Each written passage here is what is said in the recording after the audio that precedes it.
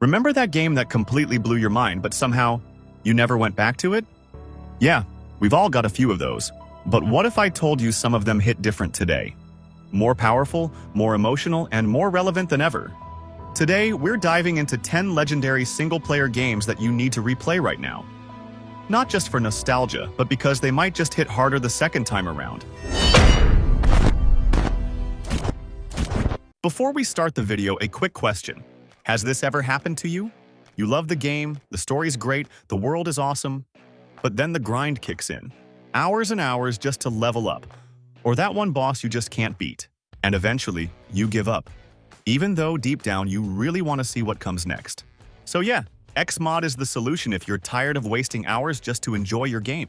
It's a platform that supports over 5,000 single-player games, and with it, you can apply mods and cheats with just one click. Want to skip the grind? Get unlimited gold? Health, mana, stamina, weapons, whatever it is, Xmod probably has it. And the best part? You don't need to know anything about modding. Just launch the game, click the mod you want, and that's it. Instant power-up. Everything's in one place. Trainers, cheats, cosmetic mods, visual upgrades, all neatly organized by game and just one click away. You don't have to worry about viruses or getting banned either. It's 100% safe to use with your Steam account and other platforms, as long as you stick to single-player games. And if anything goes wrong, there's live support ready to help you out. And it's even easier to install it. Click the link in the description or in the pinned comment and download Xmod for free. Then launch your game and activate the mod you want. And boom, in 2 clicks, you're playing the way you want to play. Seriously, just by downloading it through my link, you're already helping the channel a lot, even if you're just testing it out.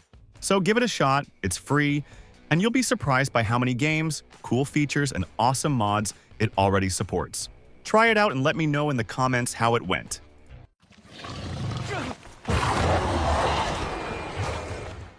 Titanfall 2 might just be the most slept-on FPS of the last decade. It's not just another shooter, it's a full-throttle ride that combines slick movement, heart-pounding combat, and one of the most surprisingly emotional stories in the genre. You step into the shoes of Jack Cooper, a regular soldier who ends up piloting a Titan after things go sideways.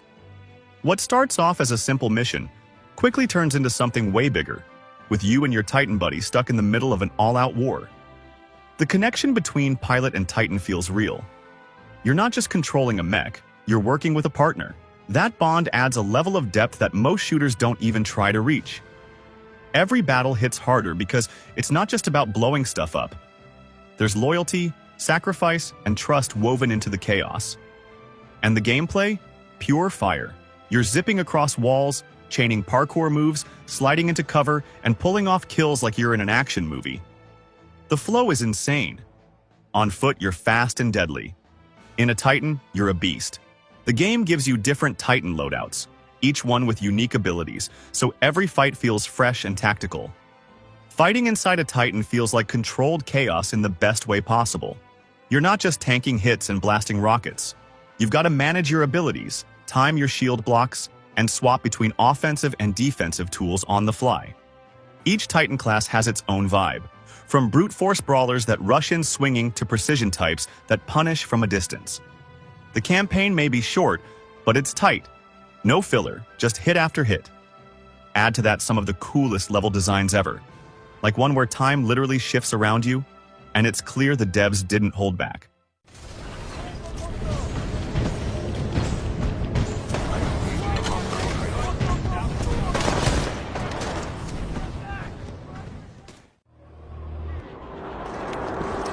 Conrad's still alive. War in most games is just background noise. Explosions, cool weapons, slow-motion headshots. It's all designed to make you feel unstoppable. But Spec Ops flips that script completely. It's not here to glorify the battlefield. It's here to mess with your head and make you feel the weight of every trigger pull. You're dropped into a wrecked Dubai, a once glamorous city now swallowed by sand and silence. You step into the boots of Captain Walker, just trying to complete what should be a basic mission. But nothing about this place is simple. Every step forward drags you deeper into something way more twisted than you expected. And as the sandstorms roll in, the line between hero and monster starts to fade. One of the wildest parts about Spec Ops is how it breaks the fourth wall without ever spelling it out. It knows you've played 100 shooters before, and it uses that against you. It sets up situations that feel familiar, then twists them in ways that make you stop and question why you're doing what you're doing. There's a moment in the game where the aftermath of your actions is shown with zero filter, and it hits hard. This game doesn't hold your hand or sugarcoat what's happening. The combat feels familiar at first. Third-person shooting, squad commands, cover mechanics. But the vibe is different. It's heavier and colder. When you shoot, it doesn't feel like a win. It feels like a choice you might regret later. And your squad? They're not just silent NPCs. They react. They question you, and they break down. You're not just fighting enemies. You're watching your own team fall apart in real time. Spec Ops isn't about saving the world. It's about watching it collapse and wondering if you helped destroy it. It uses gameplay, story, and atmosphere to tear apart the fantasy and leave you with something raw, real, and unforgettable. Hey! You guys hear music? Who cares? Just shut up and keep fighting!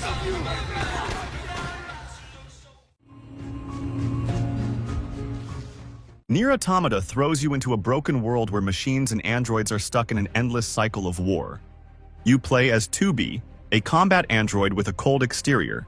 But the more you dive into her journey, the more things start to shift. This isn't just about smashing robots or upgrading your gear. It's about peeling back the layers of a world that's lost its meaning and trying to find purpose in the middle of all the chaos. The gameplay hits hard right from the start. Fast, fluid, and stylish. You've got intense melee combat, long-range shooting, bullet hell sections, and even platforming, all packed into one experience that never lets up. But it's not just action for the sake of action. Every fight, every moment, feeds into something deeper. The game constantly changes how it plays, keeping you on your toes and making sure nothing feels repetitive. What really makes Nier Automata special is how it handles its story. It's not told in a straight line. You finish the game once and it pushes you to play again and again. Each time, the story shifts. Characters you thought you understood gets new depths, and events that seemed simple, suddenly they hit way harder. It's storytelling through perspective, and it's brilliant. The world may seem quiet and empty at first, but that's by design. There's a haunting atmosphere in every corner, and when you explore, you start finding little pieces of a history that's been forgotten. Side quests here aren't just distractions.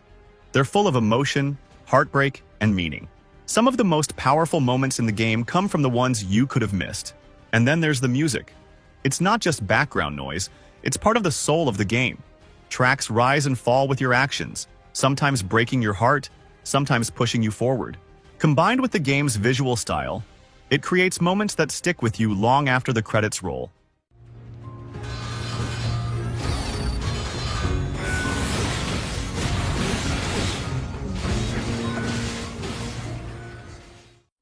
You have to trust me. Or what?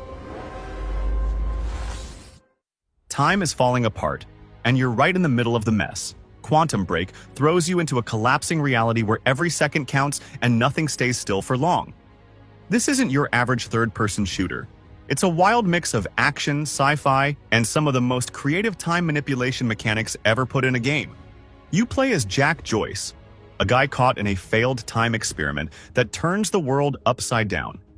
Everything's glitching, buildings freeze mid-collapse, bullets hang in the air, and time loops trap you in chaos. But instead of running from it, you use it. You dash through gunfire in a blink, stop enemies dead with time bubbles, and explode entire areas with unstable energy. And the more you lean into those abilities, the more powerful they get. Quantum Break gives you a pretty slick upgrade system where you collect chronon sources scattered throughout the world. They're not always easy to find, which makes hunting them down feel rewarding. Each one lets you unlock or boost powers, like extending time stops, speeding up your dodges, or adding extra punch to your time blasts. But Quantum Break isn't just about flashy powers. The story digs deep into conspiracies, broken friendships, and the cost of messing with time. And the way it's told is bold. It blends in-game action with a full-blown live-action show, and your choices carry real weight. Depending on what you decide, entire scenes, relationships, and outcomes shift.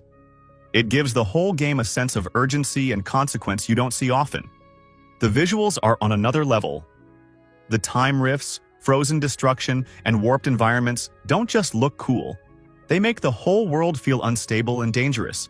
Even when nothing's happening, you feel like something could snap at any second. Sure, it's not perfect. The shooting can feel a bit clunky compared to other games, but the time powers easily make up for it. Quantum Break takes risks, does things most games wouldn't dare, and ends up delivering a ride that's just as smart as it is explosive.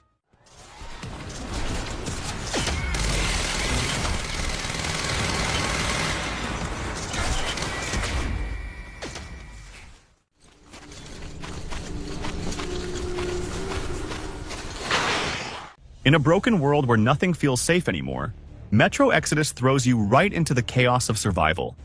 You're not just running from danger, you're chasing a future. After years stuck in the dark tunnels under Moscow, Artyom's had enough of hiding. He believes there's still life out there, somewhere beyond the ruins. So he grabs his gear, rallies a crew, and heads out into a devastated Russia that's every bit as brutal as it is beautiful. This isn't just another linear shooter. Metro Exodus breaks free from the old formula and throws you into wide, semi-open regions that constantly keep you guessing. One moment you're sneaking through a frozen forest. The next you're crossing a desert wasteland filled with scavengers and radiation. Every place you visit has a history carved into it, and exploring those ruins feels like digging through the bones of a dead world. The gameplay hits hard. You've got to manage every bullet, every filter, and every battery. Weapons aren't just handed to you, they're built, fixed, upgraded with scrap you scavenge off the field. The upgrade system is one of the most satisfying parts of Metro Exodus. You're not just picking up better guns off fallen enemies, you're breaking down old gear, digging through abandoned buildings, and using whatever parts you find to tweak your loadout exactly how you want it. Every weapon has multiple components you can swap out, like barrels, stocks, scopes, and magazines. You can take a basic revolver and turn it into a silenced, long-range assassin tool, or strip it back down to something light and fast for close quarters. And it doesn't stop with guns. Your armor, your mask, even your backpack can be upgraded to give you better protection, visibility, or more crafting space. You'll do a lot of this at workbenches found across the world, or back on the Aurora, your makeshift home base on rails. But nothing comes easy. Enemies are smart, and they don't just wait for you to shoot, they hunt, flank, and make you earn every inch of progress. But the hardest part isn't always the monsters. It's the silence. It's the decisions you make when no one's watching. It's looking at your crew and realizing they're all depending on you to find something better. Metro Exodus doesn't just ask you to survive, it asks what kind of person you become in the process.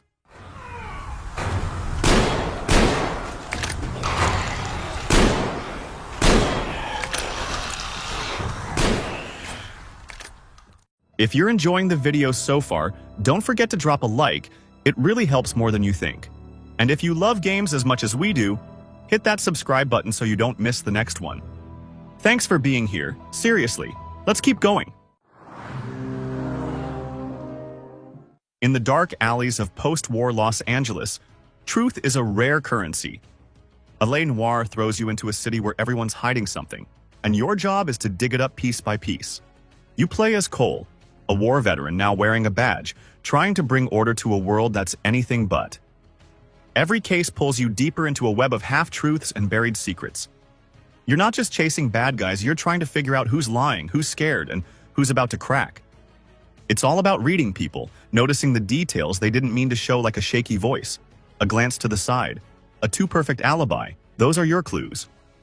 And what really messes with your head is how often the game makes you second-guess yourself. You might have a solid piece of evidence, but the way someone looks at you or the tone they use when answering throws you off completely. The pressure builds fast, and more than once you'll walk away from an interrogation thinking you nailed it, only to realize later that you got played. But what really makes LA Noire stand out is how real it feels. The facial expressions aren't just impressive for a game, they're the heart of the experience. You're watching, listening, and thinking like a real detective would. The city? It's not just background noise. Every street, every corner is soaked in that classic noir vibe. Cigarette smoke, neon signs, slow jazz humming through the air. You're not here to run wild. You're here to dig deep, to pull the mask off a city pretending everything's fine. LA Noire doesn't give you clean answers. Sometimes doing your job means making a call you're not proud of. But that's the point. It's messy, it's real, and once it gets under your skin, you don't forget it. Really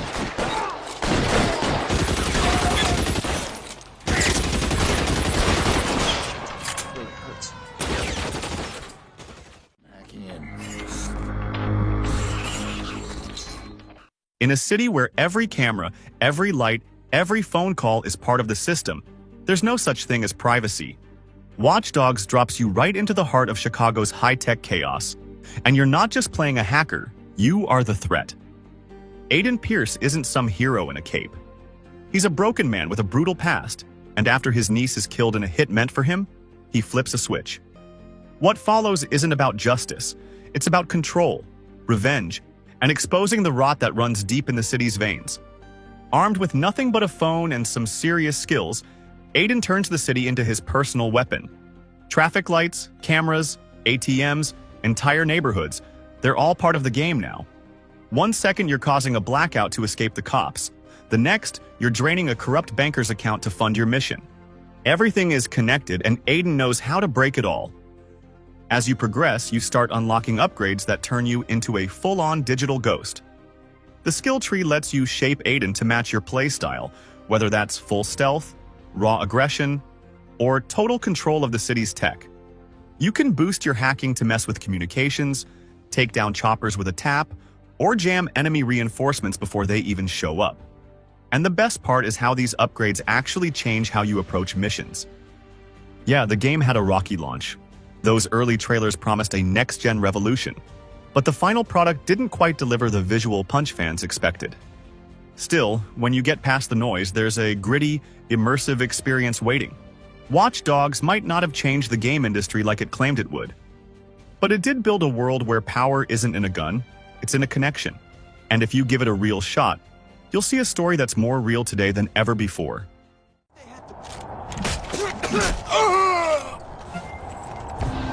Squad, we've got... Copy. We're sending forensics. Position for now. We're sweeping each level of the stadium. Oh, shit. We started a little business of our own. Freeze! Police! Mafia 2 ain't trying to be your typical open-world playground. It's not about goofing off or doing 100 side missions that lead nowhere. This game is locked in on its story, and that's what makes it so damn good. Set in a gritty version of post-war America, it throws you into a world where every move feels like it matters. You're not just messing around. You're living Vito's rise through the criminal ranks, and it hits hard. The city feels like a real place frozen in time. Snow crunches under your boots, old-school jazz hums through the radio, and every street corner looks like it came straight out of a classic gangster film. And yeah, if you drive too fast, the cops will pull you over. That level of detail isn't just cool, it keeps you locked into the world like you're actually there. One thing that really sets Mafia 2 apart is how it handles time. You actually feel the passage of years as Vito's life unfolds. The story spans over a decade, and you see that change reflected not just in the characters, but in the world around you. Cars evolve, music shifts, even the way people talk and dress moves with the times. You step into the shoes of Vito, a guy who fought in the war, only to come back home and find everything falling apart. Bills piling up, opportunities fading fast, so he makes a choice and a dangerous one. He starts running with the mob, pulling off bigger and riskier jobs, hoping to climb his way out. But it's never that simple. The deeper he gets, the more tangled things become, and the more he realizes that every favor, every deal, comes with a price. The definitive edition upgrades the visuals in all the right ways. Sharper textures, better lighting, and all 3 DLCs packed in. So whether it's your first time or a return trip, there's a lot to sink your teeth into. Giocare con noi? Di tradici?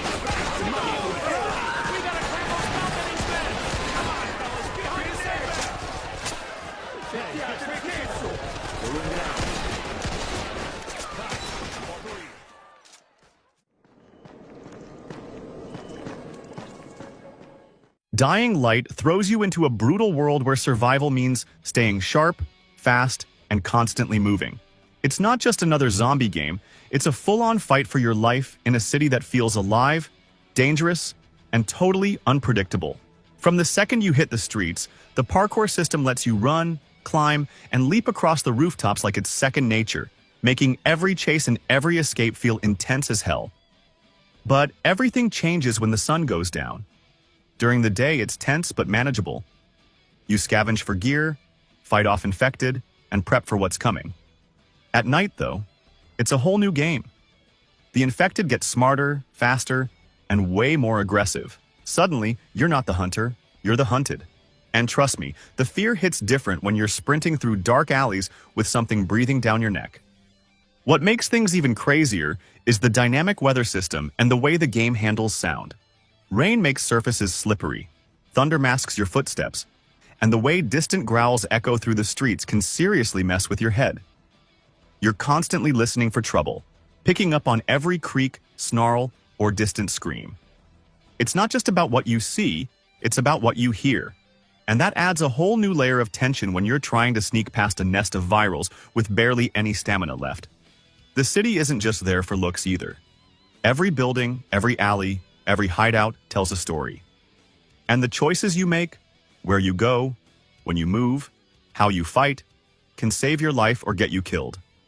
There's always something pushing you forward, like hidden loot, side quests with real emotional weight, and characters that make this world feel lived in.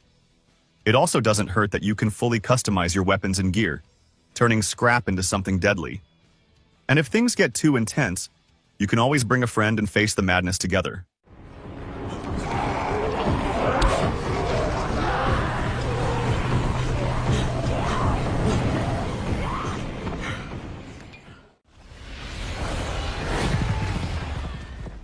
More than 10 years have passed, but Warhammer 40K Space Marine still goes toe-to-toe with some of the best modern shooters out there. Now that the sequel finally dropped, there's never been a better excuse to jump back into that gritty, blood-soaked battlefield. You take control of Captain Titus, a battle-hardened ultramarine who's pretty much the definition of a walking tank, leading the charge against wave after wave of savage orcs. The story doesn't try to get too fancy, but it nails that classic Warhammer tone. Grim, over the top, and full of that larger-than-life energy. You're not just mowing down orcs for fun. There's a real sense of urgency as Captain Titus and his squad fight to protect a forge world critical to the Imperium's survival. Along the way, things spiral fast, and what starts as a standard military op turns into something way darker. Corruption seeps in, old loyalties get tested, and Titus finds himself caught between duty and something far more dangerous than just another Xenos invasion. This game doesn't slow down for anything. The combat is fast, loud, and brutally satisfying. You're not hiding behind walls or waiting for your health to come back. If you want to stay alive, you need to push forward, get your hands dirty, and rip through enemies with some of the nastiest melee executions in gaming. That's not just a cool gimmick, it's how you heal. Even today, the pacing, the feel of the weapons, and the sheer chaos of battle still hit hard. There's also a horde mode, and some solid multiplayer action for anyone looking to keep the fight going after the credits roll. Space Marine might not be new anymore, but it's aged like a fine chainsword. Still sharp, still deadly, and still an absolute blast to play.